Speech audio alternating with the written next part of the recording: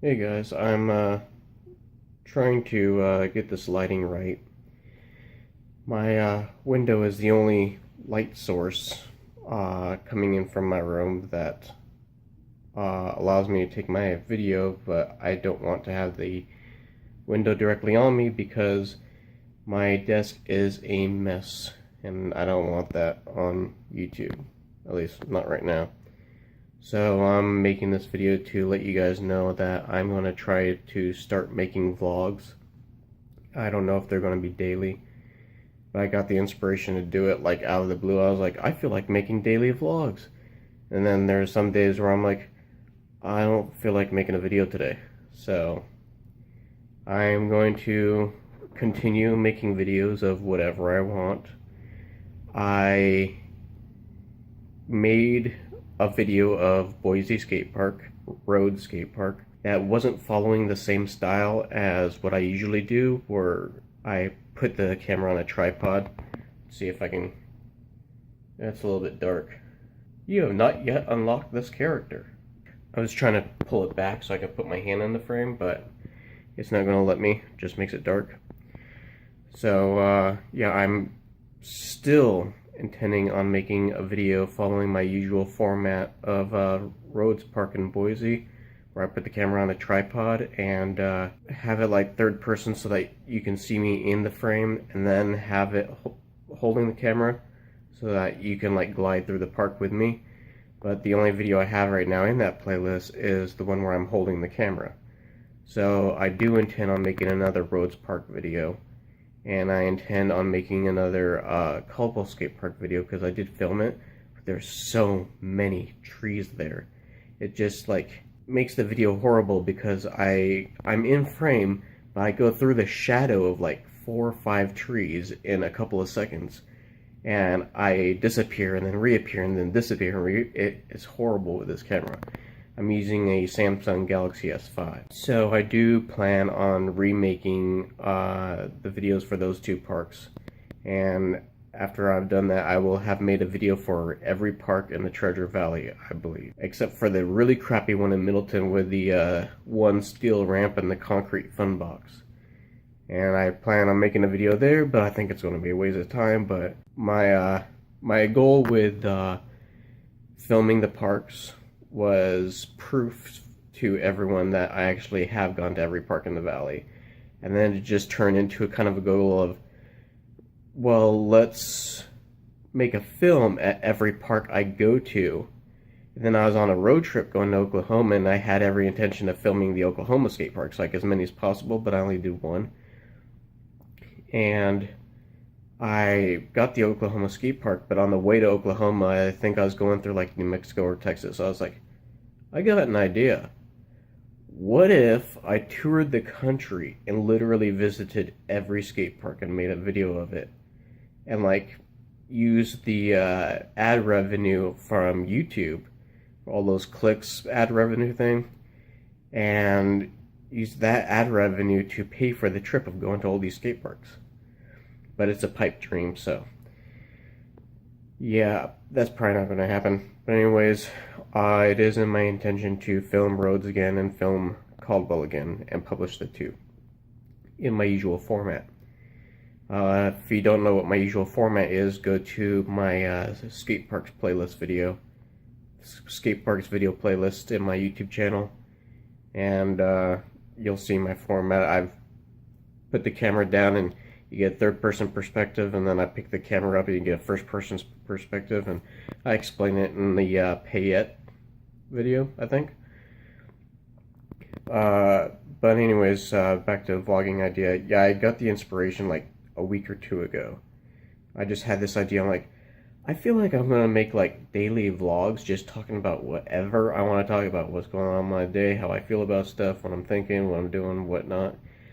And it's an old idea that's been around since who knows how long, at least Marcus Butler. I think he got the inspiration from someone else. But I'm not doing it because of them. I'm doing it because I'm just wanted to share what was going on with the camera. Have something to share my thoughts and experiences with and whatnot. have something interesting go on and share it online. So I'm not going to make this an everyday vlog. That's not the goal. It's just whenever I feel like filming. It might be every day for 2 weeks in a row, or I might not do anything for 4 or 5 days. I don't know. Face is going dark again because of my stupid window. I need to work on lighting setup in here. To those of you who are not followers of my skate park videos, I will be making a review video for that thing, the Cecilio electric violin, and I think I got that in frame, right? Yeah. So I will be, someone asked me to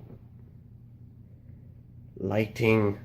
The camera's a little shaky, might be detecting that because I'm actually holding it with my arm. So, what was I? Yeah, the review on the electric violin, and I will be making more subliminals. You can request subliminals, but don't make them stupid. Like, I got this one really stupid subliminal request, like shrinking yourself or someone else to the size of a baby, like, WTF. So, yeah, not something silly like that. This channel is not going to be dedicated to subliminals either. Like, I'll post up a couple, or like I'll keep doing them, but don't expect like 80% of my videos to be subliminals. It's not going to happen. So yeah, I've got the I'm going to make the 2 skate park videos, the violin review, and whatever subliminals you guys request. But I'm not going to make that a habit, so don't expect too many. But yeah, I'm going to try out vlogging, see how well that goes. I've kind of done vlogging before, but it wasn't like an everyday thing. It was more like a once every 2 or 3 weeks thing. It wasn't really even vlogging. It was like trying to capture memories on video.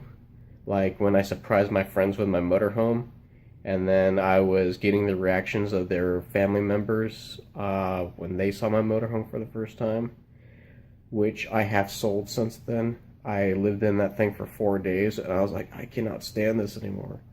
So I moved back into the apartment, and I sold that.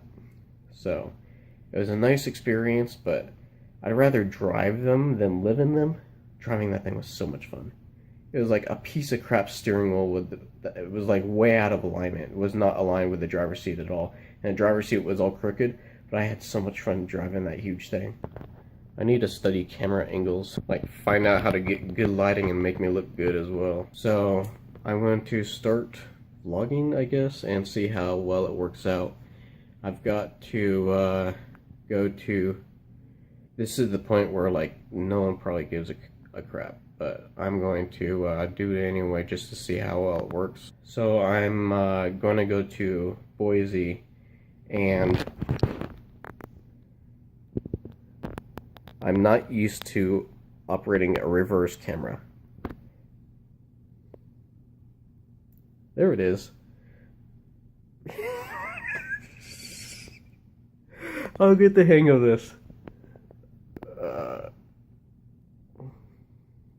This thing there that has a crack in the F-hole, which sounds a lot cooler than it actually is. So I'm going to take it to Boise, and I think this button, I'm trying to figure out how to flip the camera so I can show you. I think this button is for taking pictures. Yep, I just took a screenshot. So pause. Pause is not going to help me, so I'm going to stop and have to reverse the camera around because this is a camera phone. And yeah, I keep like scratching the back of my neck because I'm like, what the heck am I doing and how do I do it? I'm trying to come up with words that make coherent sense while I figure out everything. So stop the film, turn it around, and start it up. That way you can see what I see. Little hairline crack there. It's just a little hairline crack, no big deal, but it is a crack in the F-hole, so they've got to take autofocus. So they're going to have to like take the strings off, of course, take the bridge off, take the tailpiece off, take the chin rest off and like take a special chisel, or like an ordinary chisel, not like a wood chisel where you like shave the wood, but like more like a sheet of metal to get it in, like take the bloody thing off the wall.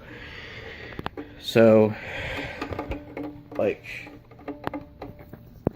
they gotta take a little chisel type thing and get it in that little crack there, like all around the violin, so that they can take the top part off, and then they flip the top part upside down without this stuff on it, and they put like a little wooden square, and they'll trim it to focus. They'll trim it to fit in this little area and kind of glue it in with a special glue, and I'll keep that from separating anymore, which I don't think it's going to do. But you can tell it's kind of got a little dust in it, because you can see it as gray on the camera, and it wasn't gray when I first got it, well, when it first happened. So it's gotten a little dust in it, so they're going to put a little cleat with some special glue and put the top back onto the violin, and yeah, glue it back all back together and call it good. He says that it'll only take them a day. He's like, yeah, just drop it off Monday, it'll probably be ready Tuesday. I was like, alright, because this other place. Okay. So, yeah, because this other place is like, he says that it will be $26 to repair it. But he says, call next week or a week from now to see if we have any openings, and if we do, we can probably get you fixed in 2 weeks. The guy in Boise said we'll get you fixed in 24 hours. So which one am I going to choose? Because it's not like I use it a whole lot. I'm actually planning on practicing with my electric violin, because the guy who gave me the 1 week estimate, he says, gotta work on my camera angles. He says that Woody here is a beginner violin, and electric here is a more normal violin, because the electric, I can't see what you're saying, by the way, because I'm not going to flip the camera around again. So the electric has a smaller bridge, which is noticeable if you play it, but it allows for double stops, which means that you can play both strings at the same time. So he says it's designed for double stops, make them more easier, and that's actually quite normal. And this is a beginner's violin, even though it's acoustic and quite well made.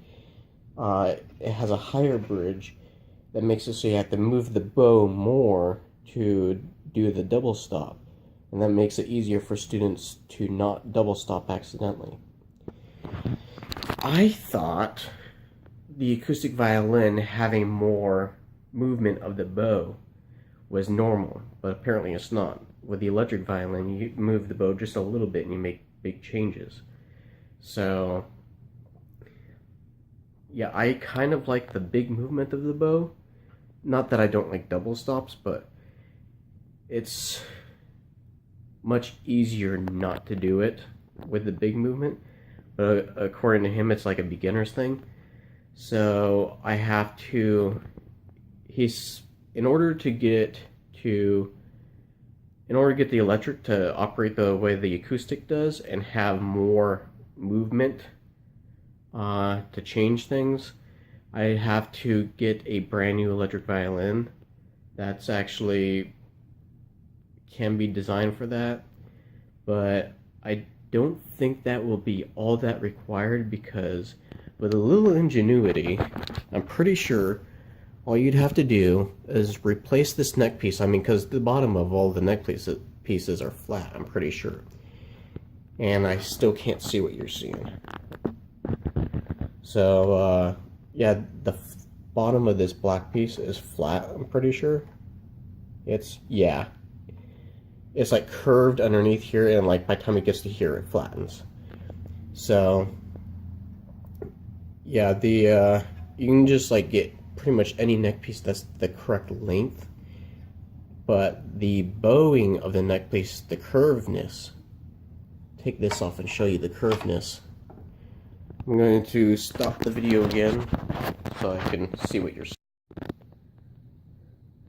See how the fingerboard curves? It's not perfectly flat piece of wood. It's definitely, there's a curve there.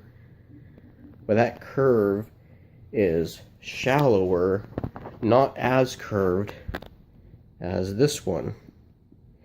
So in order to get the bridge to be more rounded so that the adjustments are larger with the bow, I'd also have to get a more curved neck fingerboard so that it'll go along well with the bridge. So I'm pretty sure I can just like glue on a new fingerboard, but it'll also be better just to get a new violin too, because that's a very cheap violin despite its jobs getting done well. What's happening with my words? So anyways, I'm going to go to Boise and try and drop this off for repair. And crap, turn the camera around again. This is probably going to annoy the heck out of me. I'm probably going to have to find a new filming solution so that I can see what I'm filming and just get an HD camcorder. Because you hold the camcorder, but the screen flips out for you to see, and then you can flip the screen like this. They're not cheap, but I can probably get a cheap one that's just like the only big features about it is the flip screen and HD video. 1080p is important on YouTube. Don't do nothing like 480 or 720 unless that's all you've got. 1080p is the minimum standard on YouTube. You got like 4K, then that's awesome, because people are upgrading the 4K. And if you can make it 3D like two GoPros together, that'd be cool too. So I'm going to go to Boise, and I don't know if I'll bring you guys along, but I might. As I said, I'm new to this vlogging thing. Kind of new. Yeah, pretty new, so I don't know how I'm going to handle this. Either I'm going to take you guys along for the ride and update you every couple of minutes, or if I'm just going to do this vlogging thing, like update my day like the twin brothers do. Sam and Flynn or whatever his name is. Yeah, I started watching them when they first started too. Anyways, I'll keep you guys updated somehow, I just don't know when or how. I was going to record a video showing you this nice little back road going through Caldwell, but I need to re-angle my phone mount in my car. And the video's like super shaky because the phone mount is like got the I've bent the phone mount a lot because it's on a rubber arm, so that's why the image is shaky, because it's kind of worn out. I'm going down this little back road in Caldwell.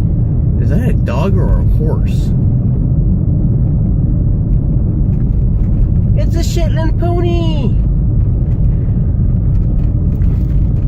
So anyways, yeah, I was going through this back road. I was like, oh, this would be nice to get on camera for like my fans who don't live in my area. So, but I've got the phone mount angled wrong. So you see what is in the upper left part of my windshield with just a little bit of the road in like the corner of the screen. So it's a really crap shot.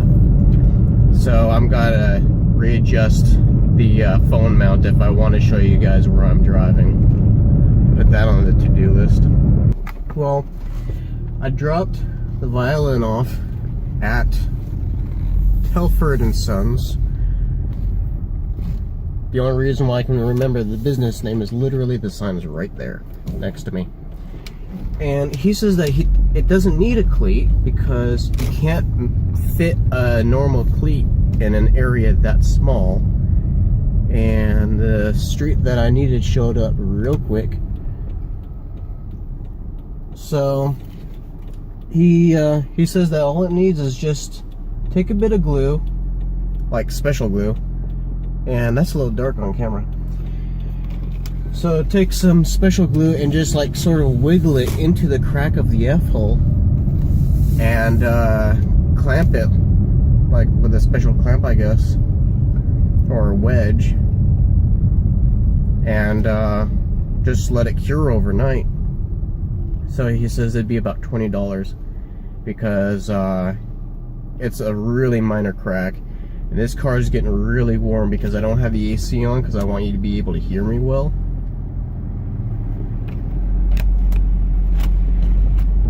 I have all the air going over there so it's not blasting in the camera.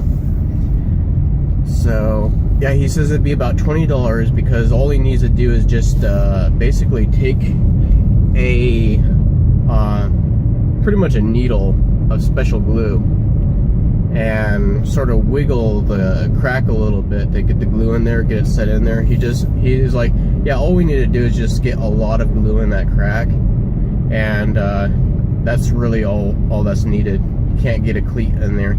He says it's cost $200 to take the top off the violin because it's pretty much surgery because it's not good on the body of the violin. As much as I know about violins, I don't know everything, and violin repair is not exactly a science as much as it is a combination of art and science. So it's not like working on a car where it's like, well, you do these exact things in this order and you'll do just fine. It's like woodworking. There's some skill required to get everything right. Now, I've been talking rather than paying attention to the road, so I hope Franklin is the next one and I didn't pass it. Yep, Franklin was the next one. I didn't pass it. So I left with him overnight. He says he'd call me tomorrow with it being repaired. He goes, it's such a small problem that it's more important, almost more important, that you replace the strings, because the strings are like super cheap generic Chinese knockoff strings that come with every super cheap violin.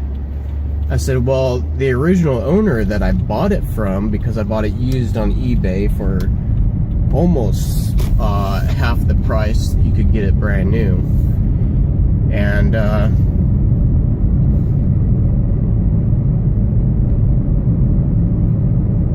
now that I got to this street, I have no idea where I'm supposed to be going. I just know that I need to go down the street. So I'm going to literally pull over and look up the map. So, yeah, I'm headed over to a gas station to fill up my car, because according to my computer, I've got 0 miles left, which I know isn't true. I've got something like 14 miles left, because I drive a Prius and everything's computerized. So I'm going to switch back to the map so I know where I'm going. But yeah, I'm going to, since I'm in Boise, I'm going to return some dog and cat clothes to the animal shelter that I've been meaning to return for a year, almost. Anyways, I'm going to look up these directions and I'll update you guys on the violin a little bit more later.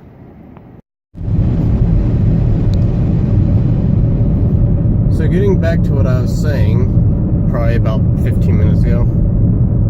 Actually, it was more like a half hour ago. It took me longer to fuel up than I realized. The second thing he told me was that I needed new strings, which I kind of already knew.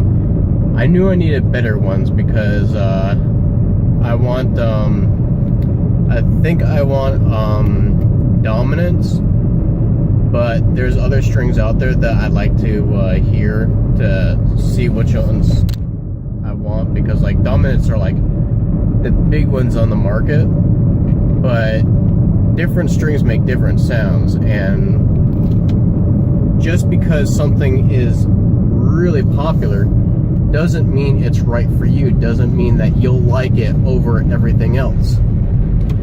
So he says that I need new strings because the ones on my violin currently are cheap Chinese knockoffs that come with like every violin made in China. I told him, well, I said, the person who sold it to me said that she talked to the violin guy in Australia because that's where she was living. And he says that you should always put, like, each string should be from a different... Holy crap, you can't even see me. Maybe it's just my sunglasses that I can't see me. He says that each string on your violin should come from a different manufacturer, like be a different name brand of string. I'm like, no. Like, each string on your violin should be the string you want on your violin. Like, if you like the E string from a different manufacturer than all the other strings, then go ahead and do that. If you like all the strings be one manufacturer, do that. If you want all the strings to be really cheap because you can't afford nothing, that's what you gotta do. You want 2 strings from one manufacturer and 2 strings from another manufacturer, go ahead. That's how that works.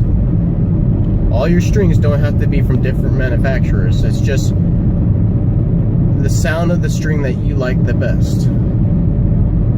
So I know I need new strings, but that's not important right now. What's important was getting the F-hole crack fixed. So he's going to do that overnight, and I am literally like 2 or 3 blocks away from returning the doggy stuff to the animal shelter, because we were fostering a couple of dogs in the last couple of months from the animal shelter, and I've been meaning for like a year to almost a year, like 6 months, something like that, too long, to return some doggy goods like sweaters and collars and stuff like that. So since I'm in Boise, might as well be productive and get stuff done, because I live 30 miles outside of Boise, or 35, which to everyone in LA is like a long time, but to people in Australia, that's like next door. So it'd be cool if I could get a global audience, but I don't really think that'll be happening unless I talk about stuff around the world, which I could, but I want to keep this vlog authentic, just do what I want to do. And I will get some shots of inside the shelter, get some shots. I'm definitely going into the cat and small critter room, so I'm going to try and get some shots of some cats and small critters. By small critters, I mean like guinea pigs and rabbits. It's mostly what they have. It's the Idaho. It's not Idaho, it's Idaho. Idaho Humane Society is where I'm at. I volunteered here like almost a year ago to get a work history in, so that I could volunteer for the Nampa police. And they're like, crap, I am still in the dark. Dang. Well, that's because I'm facing roughly the same direction. So anyways, I'll talk about that later. But yeah, I'm going to go return this stuff.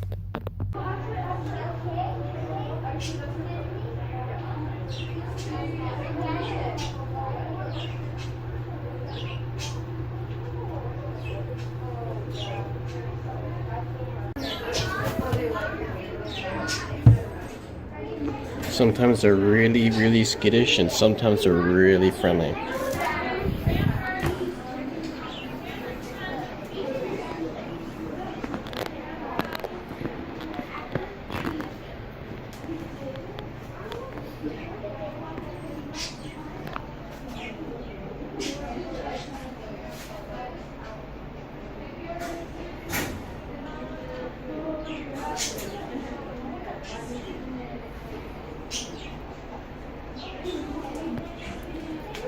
Hello.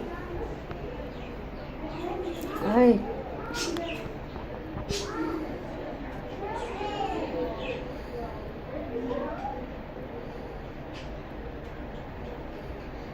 I keep pulling away because I'm afraid he's going to bite me.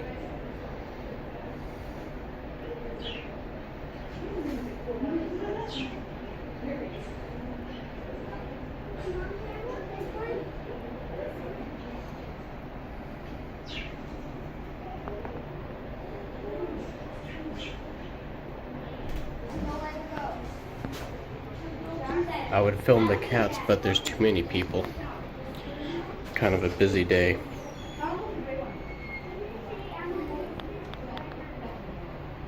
I used to have one of these guys. The blue one. I used to have one.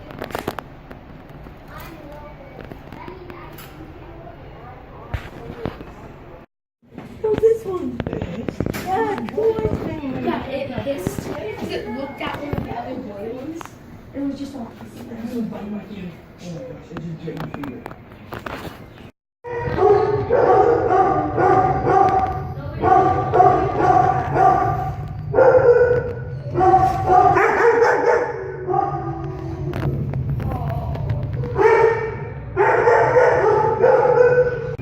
Well, I got, if you can hear me over the beeping,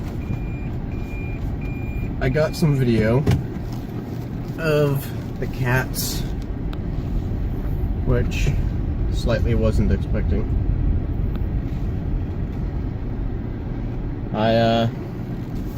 Well, you'll see, I put the video in chronological order. But anyways, yeah, it'd be really cool to